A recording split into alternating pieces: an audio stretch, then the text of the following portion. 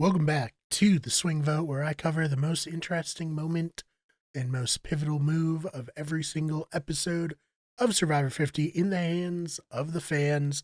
And this was a really great episode. And of course, the biggest thing to talk about was MrBeast showing up. Not something I think any of us expected coming into the season, but then when we got the reveal that celebrities would be involved, I guess I wasn't terribly surprised that MrBeast was going to be there, given that he's, of course, the biggest YouTuber in the world.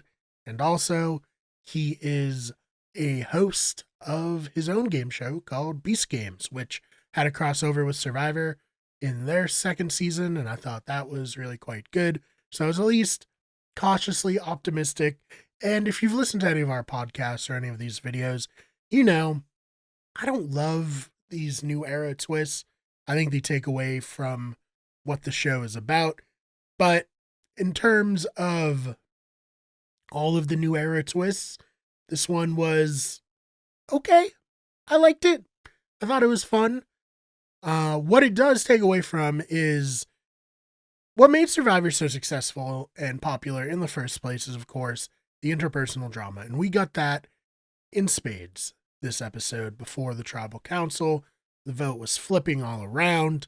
And I have to give credit to Suri, as I do pretty much every week, because Suri's playing the best game I've seen somebody play in years. No matter what the plan is, no matter who is being targeted, it somehow gets back to Suri. And then she's able to orchestrate what she wants to happen. And in this episode, we saw Steph be a part of the plan to potentially blindside Ozzy. And Suri was like, well, that's not going to happen. And I do think there's a world where this could have worked out for Stephanie, Joe, Jonathan, Devins, and Emily, right? They could have either voted for Ozzy and hoped he didn't play the idol, or baited Ozzy and placed their votes on Rizzo, gotten him out, gotten Rizzo's idol out, gotten Ozzy's idol out. That probably would have been the most optimal play for them. But because Suri's so good at convincing people what to do, they eventually decide to. I think Stephanie was going to be the one to go no matter what.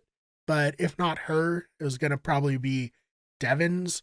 And because Devins kind of accepted, like, hey, I'm pretty much a dead man walking.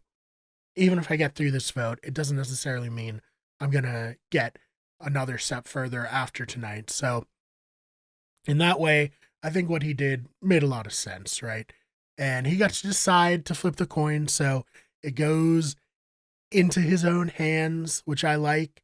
You know, I don't think I would have liked it as much if everyone had to draw rocks, which was the other chance for this. I think that